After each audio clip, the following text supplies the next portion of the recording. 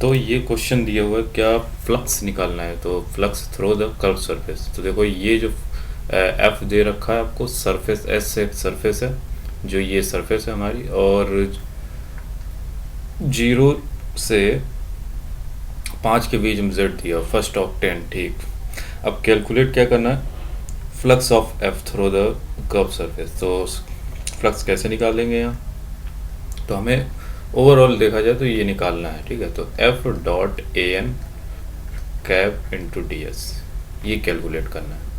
तो सबसे पहले हमें ग्राफ बनाना चाहिए। तो X square plus Y square equal to 16। ठीक है, तो 3D में ही बनेगा, है ना।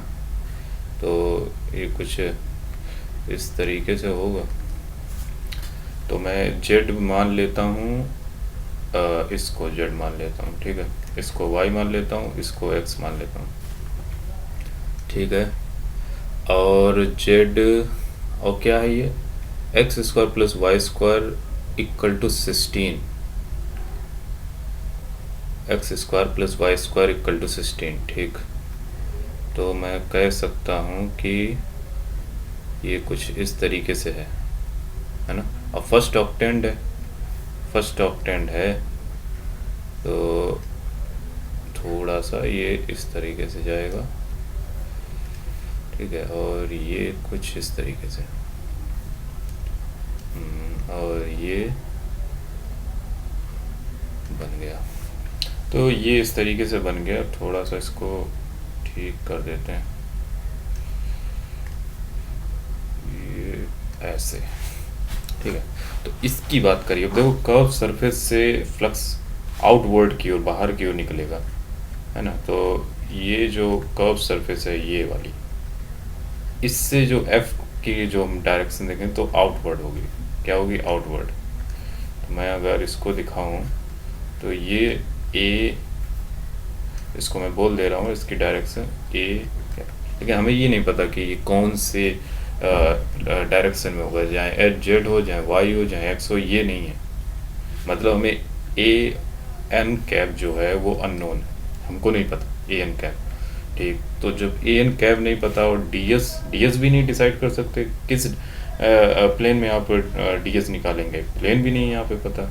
तो हमें क्या करना होगा, एक एक करके सबको निकालना पड़ेगा। तो ए एन कैप कैसे निकालेंगे, तो देखो ए एन कैप निकालना हमें पता है कि ग्रेडियंट अगर हम निकाल लें किस फंक्शन का, और उस फंक्शन का उसका मैग्नीट्यूड से डिवाइड कर दें, तो हमें वो क्या दे देगा, डायरेक्शन, है ना, ये यूनिट वेक्टर दे देता है। ठीक है, तो ये यहाँ पे हम लोग देख रहे हैं। तो हमें ये कर्व दे रखी है, तो I can write like that X square plus N Y square equal to 16। Okay, so how you will form this the curve. अब देखो कर्व बन गई, तो plus X square plus Y square minus 16, ये हो गया। अब इसको क्या किया, इसका ग्रेड निकाल लिया। तो ग्रेड निकालोगे तो क्या होगा, 2x आई कैप 2y जे कैप। ओके, ठीक, और इसका जो अंडर रूट जाएगा वो हो जाएगा under root 4x square 4y square. तो 4 को आउटसाइड करोगे तो ये कैंसिल हो जाएंगे, तो बचेगा X I cap plus 4 J cap under root X square plus Y square. देखो एक्स स्क्वायर वाई स्क्वायर को रिप्लेस कर सकते हैं 16 से, तो 16 डालोगे तो 4 बचेगा, यानी x I cap 4 J cap over 4, sorry Y J cap upon 4। तो ये हमारा ए एन कैप हो गया। ठीक, अब इतना निकाल लिया, ए एन कैप हमें पता चल गया। ठीक, अब इसको क्या करें, यहाँ एफ डॉट ले लेंगे। एफ डॉट लोगे तो ये बचेगा जेड एक्स आई, और आई क्या हो गए 1, डॉट लोगे तो 1 हो गया। उसके बाद वाई 4, वाई एक्स ये जे, ये हो जाएगा 4। ठीक, चलो अब ये डी एस बचा हुआ और ये एस हो गया। चलो इतना हम कर लिए। अब आते हैं नीचे की ओर। अब बात करते हैं डी एस। देखो भाई डी एस को कैसे निकालेंगे, ये थोड़ा सा टफ काम पड़ेगा ds निकालना।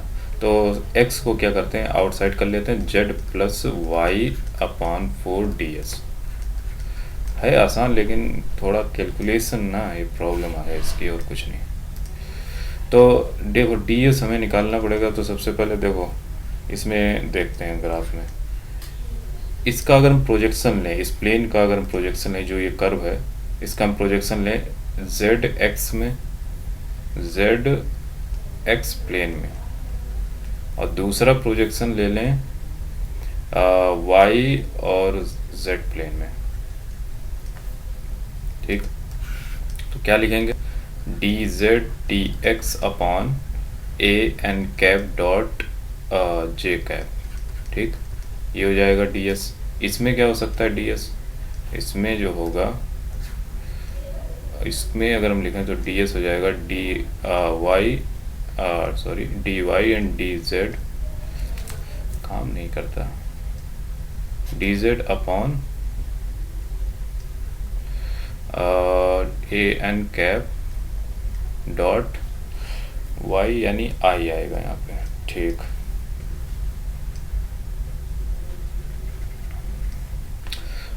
अच्छा अब देखो ए एन कैप तो ऊपर रखा हुआ है, तो इसको क्या करते हैं, लिखेंगे इसको, एक काम करते हैं नेक्स्ट पेज पे लिखें, या तो चलो यहीं लिखते हैं अभी। तो जे और इसका जे डॉट होगा, तो यानी D Z upon D X upon 4, तो आएगा ही, नीचे आ जाएगा तुम्हारा y अपॉन 4, जे और जे दोनों का डॉट, और एक्स आई का अगर डॉट लोगे तो 0 हो जाएगा। इसका देखें अगर, तो ये आएगा डी वाई डी जेड और ए एन कैप है, तो ये वाला इसके साथ होगा डॉट, और जे तो ख़त्म हो जाएगा, तो आई बचा, यानी x अपॉन 4। भाई कौन सा सुटेबल रहेगा बताओ, ये सुटेबल रहेगा जी, नहीं ये नहीं सुटेबल रहेगा, ये कैलकुलेशन बढ़ा देगा, क्योंकि यहाँ पर y नीचे है देखो, और यहाँ पर x है, x को मेरे को हटाना है, तो ये x वाला ले लो, तो ये वाला हम इसमें डाल देंगे। तो जब डालेंगे तो देखो क्या बनेगा, एक काम करते हैं, हाँ तो बनेगा क्या, प्रीवियस में आते हैं, तो लिख सकते हैं एस एक्स और Z plus Y, Z plus Y upon previous में 4 ds। तो ds हमने क्या ले लिया, ds हमारा है D Y D Z upon x 4, यही था। ठीक, तो इसको उठा के इसमें डालो, z प्लस वाई अपॉन 4, ये x बचा, और D Y D Z X upon 4, ये है। तो ये और ये तो गया काम से, ये भी गया काम से, z plus Y D Z, क्या ये बचा। ठीक, अब देखो y और z प्लेन में आप पहुंच चुके हैं, y और z प्लेन में पहुंच चुके हैं, ये रहा हमारा y और ये z प्लेन। तो इसमें x तो 0 होगा भाई, अगर y z प्लेन है तो उसमें तो x 0 होगा, तो ये हमारा हो गया y z प्लेन।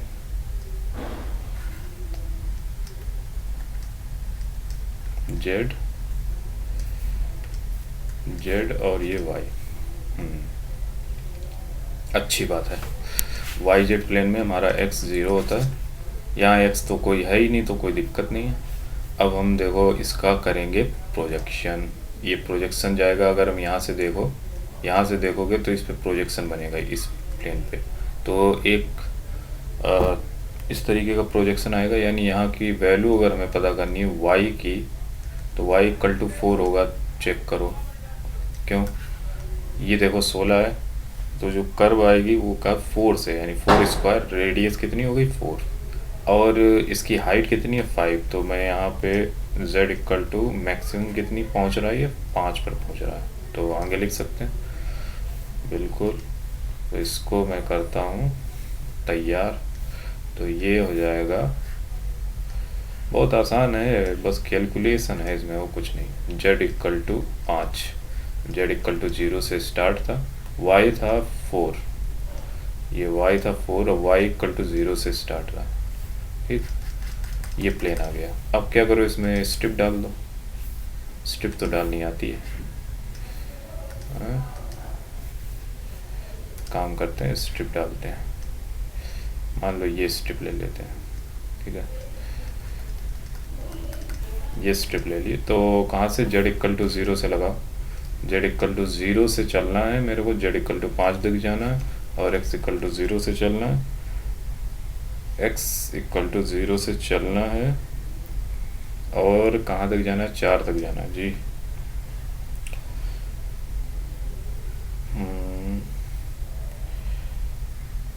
y, ओ सॉरी y है, वही तो, यहाँ y है, y की है ना, तो y 0 से, y 0 से 4, ठीक, ठीक है, ठीक है, यही मिस्टेक हो रही थी, dy dz।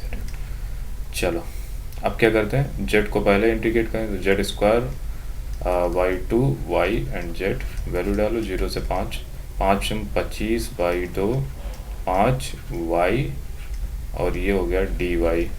तो यहाँ y इक्वल टू 0 से 4 तक जाना है, ठीक। तो क्या करें, थोड़ा नीचे जाना पड़ेगा। चल,